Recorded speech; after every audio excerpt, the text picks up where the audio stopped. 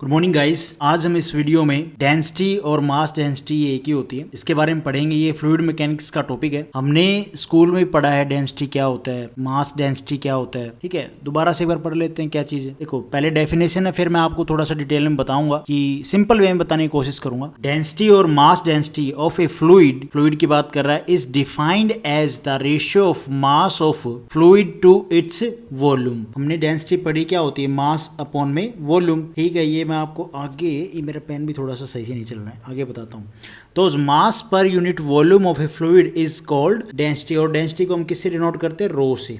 ये मैंने पी नहीं है, ये रो है कुछ है। ठीक है जी। उसके बाद unit of mass density is SI unit, KG per meter cube. The density of liquids may be considered as constant or gases change with the variation of pressure and temperature. देखो भाई, सिंपल लैंग्वेज में समझने की कोशिश करते हैं। एक तो ये जो यहाँ पे बोला ना इस लाइन में, लगाओ ना लगाओ, यहाँ पे इस लाइन में बोला ना, the density of liquids may be considered as constant. वो ज्यादा मतलब उनमें चेंज नहीं आता, वो सिमिलर ही है, थोड़ा बहुत माइनर सा चेंज आता है, वो भी मैं आपको बताता हूँ। और gas is change with variation of pressure and temperature के इन दोनों के बेस पे जो गैसेज है उनकी डेंसिटी थोड़ी सी चेंज होती है। डेंसिटी क्या होती है, रो, और फॉर्मूला क्या है, मास ऑफ फ्लूइड अपॉन में वॉल्यूम ऑफ फ्लूइड। देखो भाई, किसी भी सब्सटेंस का मास कैसे पता चलता है, ये जो मास है कैसे पता चलता है, उसके नंबर ऑफ मॉलिक्यूल से। भाई मान लो ये एक मास है किसी भी चीज का, तो इसमें कितने नंबर ऑफ मॉलिक्यूल्स हैं उससे पता चलता है। मींस कितने नंबर ऑफ मॉलिक्यूल्स हैं गिवन वॉल्यूम में। अब ये क्या है, इसकी वॉल्यूम है, ये मास है पूरा, इतने में इतने नंबर ऑफ मॉलिक्यूल्स अवेलेबल हैं। ठीक है जी। और जितने ज्यादा नंबर ऑफ मॉलिक्यूल्स होते हैं उतना ही वो सब्सटेंस क्या होता है, हैवी होता है। जितने ज्यादा मॉलिक्यूल्स होंगे वो उतना ही हैवी होगा, और जितने कम मॉलिक्यूल होंगे वो उतना ही हल्का होगा। तो हम कह सकते हैं जितने सब्सटेंस हैवी होगा, तो हम कह सकते हैं ये जितने नंबर ऑफ मॉलिक्यूल्स हैं ये क्या करते हैं भाई, ये डिसाइड करते हैं कितना हमारा सब्सटेंस हैवी होगा और कितना हल्का होगा, लाइट होगा। और सब्सटेंस ज्यादा हैवी होगा तो वो क्या है, सिंक कर जाएगा। सिंक किस में कर जाएगा, पानी में, जिस भी बॉडी में, मतलब लिक्विड में, वो सिंक कर जाएगा। मैं आपको आगे और भी एग्जांपल देके बताऊंगा। और हल्का होगा तो क्या करेगा, वो फ्लोट कर जाएगा। लेकिन ये सिंक और फ्लोट दोनों किस में कर जाएंगे, तो वहां पे आता है डेंसिटी का रोल। अब मान लो कोई दो लिक्विड है, पेट्रोल है, वाटर है, इन दोनों को मिक्स कर दिया, तो कौन सा पहले सिंक करेगा, कौन सा नीचे आएगा, और कौन सा जो ऊपर है वो फ्लोट करेगा। तो यहाँ पे जो रोल आता है वो आता है डेंसिटी का। भाई किसकी डेंसिटी ज्यादा है, किसकी कम है। डेंसिटी मैंने आपको बता दिया, मास ऑफ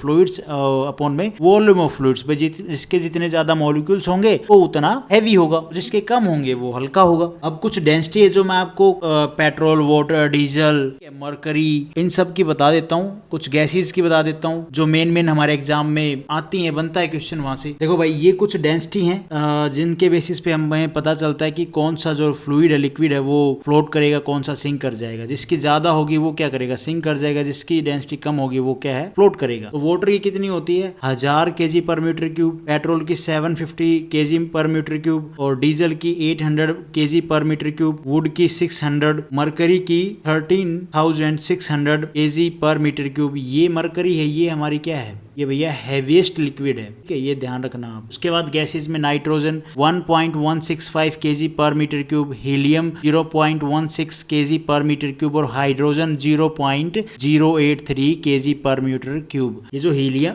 हाइड्रोजन है ये लाइटेस्ट गैस है हमारे एटमॉस्फेयर में। ठीक है, ये तो दोनों पॉइंट आप ध्यान रखना। लिक्विड में मरकरी सबसे हैवी है, कि हैवीएस्ट लिक्विड है जो। अब ये तो मैंने आपको सारी चीजें बता दी भाई, जो बेसिक जो डेंसिटी है और लिक्विड की, सॉरी वाटर की, पेट्रोल की, डीजल की, वुड की, मरकरी की, और गैसेस में भी। हम बात कर रहे थे सिंक और फ्लोट। अब भैया कोई भी लिक्विड है वो किस में सिंक करेगा, किस में फ्लोट करेगा, ये कैसे पता चलेगा। अब वाटर है, उसके पास 1000 kg मास है, ठीक है, पर मीटर क्यूब में। और पेट्रोल है, उसके पास मास है 750 kg पर मीटर क्यूब, जो मैंने आपको यहाँ पे पीछे सारी डेंसिटी बताई। ठीक है जी। वाटर के पास इतना और पेट्रोल के पास इतना, तो दोनों में कौन सा ज्यादा हैवी, उस वाटर हैवी है, उसकी डेंसिटी ज्यादा। तो सिंपल वाटर, बिकॉज वाटर के पास 1000 मॉलिक्यूल्स हैं, पैक्ड हैं वो इतने वॉल्यूम में मीटर क्यूब में। इन नंबर ऑफ मॉलिक्यूल से पता चल रहा है कि वाटर ज्यादा हैवी है एज कम्पेयर टू पेट्रोल, क्योंकि पेट्रोल के कितने हैं 750 kg पर मीटर क्यूब है।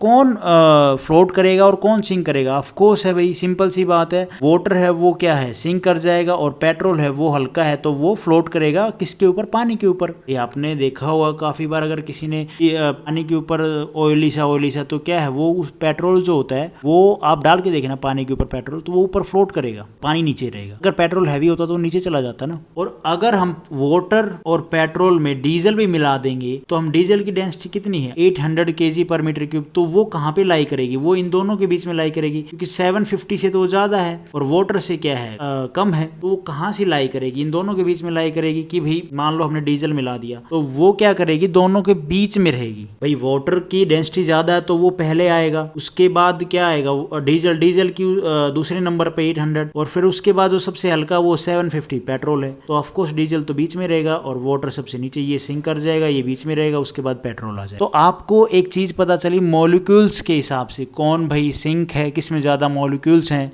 ठीक है, किसकी डेंसिटी ज़्यादा है वो सिंक करेगा, जिसकी कम है वो फ्लोट करेगा। तो वो चीज़ें आपको एक बेसिक सा आइडिया इसके बारे में पता चल गया होगा। फिलहाल तो जो फॉर्मूला था वो मैंने आपको बता दिया, डेंसिटी क्या होती है, मास ऑफ फ्लूइड्स अपॉन में वॉल्यूम ऑफ फ्लूइड्स। ये मैंने आपको सिंपल लैंग्वेज में बताने की कोशिश करी कि मास में क्या होता है, वॉल्यूम कैसे होती है, ठीक है, डेंसिटी में क्या रोल होता है कि कौन सी चीज़ फ्लोट करेगी, कौन सी सिंक करेगी। होप आपको ये सारी चीज़ें समझ में आई होंगी। अच्छा, एक चीज है, मान लो इतने से एक बॉक्स है, उसमें हमने कुछ लिक्विड फिल कर रखा, अब हमने उसकी डेंसिटी पता कर रखी हुई स्टैंडर्ड है, वो मान लो वाटर ही फिल कर रखा, तो उसकी 1000 kg पर मीटर क्यूब है इतने से एरिया। अब हम क्या सोचते हैं कि ये मॉलिक्यूल्स हैं, इनको और प्रेशर डाल के, अब इसमें जितने भी सारे मॉलिक्यूल्स हैं इनके ऊपर क्या प्रेशर डाल के हम इनको ज्यादा पैक करें, ज्यादा फोर्स से बिल्कुल पास लेके आए और इनकी जो वॉल्यूम है वो कम हो जाएगी, तो भैया, और डेंसिटी है वो बढ़ जाएगी। तो भैया ऐसा नहीं है कि भैया आप मॉलिक्यूल्स के ऊपर प्रेशर डालो यहाँ से इस सब्सटेंस पे, लिक्विड पे, और ये क्या है काफ़ी क्लोज आ जाएंगे मॉलिक्यूल्स, तो इनकी क्या वॉल्यूम भी कम हो जाएगी। वॉल्यूम कम हो जाएगी तो भैया ये थोड़ा सा भाई हैवी होगा। मॉलिक्यूल्स पास में आ जाएंगे प्रेशर की वजह से, तो इनकी जो वॉल्यूम है वो कम हो जाएगी और डेंसिटी है वो बढ़ जाएगी। तो इससे ज़्यादा फर्क नहीं पड़ता है, बहुत निग्लिजिबल जो फर्क है वो पड़ेगा, बिकॉज प्रेशर को आप 200 से 250 गुना बढ़ा के केवल 1% का चेंज ही आता है। जब आप जो प्रेशर है उसको 200 गुना या 250 गुना जब आप बढ़ाते हैं तो 1% का चेंज आता है, और इसी वजह से इनकी डेंसिटी कांस्टेंट मानी जाती है कि भैया इतना प्रेशर डालने के बाद 1% चेंज आया, इससे अच्छा तो जो कांस्टेंट है उसी को मान लो। और इनको इनकम्प्रेसिबल फ्लूइड ट्रीट किया जाता है इन सब, ठीक है जी। तो ये भी एक पॉइंट था भैया आपके माइंड में आया कि इन मॉलिक्यूल्स को प्रेशर डाल के, लोड डाल के और कम कर दिया जाए इनका वॉल्यूम, तो ये क्या है भाई इनकी जो डेंसिटी वो बढ़ जाएगी। नहीं, ऐसा नहीं है। उनका डेंसिटी मतलब क्या, उनका जो वेट है वो बढ़ जाएगा, ऐसा नहीं है। कि ये जो फ्लूइड्स हैं इनमें आप 200 से 250 गुना जब प्रेशर अप्लाई करोगे एक 1% का चेंज आता है जो निग्लिजिबल होता है, इसलिए इनको कांस्टेंट रखा गया है। तो आज इस वीडियो में हम इतना ही करते हैं। आपको ये बेसिक सी डेफिनेशन प्रॉपर्टी, मैंने वीडियो थोड़ी लंबी की है पर आपको समझ में आई होगी। वीडियो आपको ठीक लगी तो लाइक करना, चैनल पे नए हो तो भाई सब्सक्राइब करना।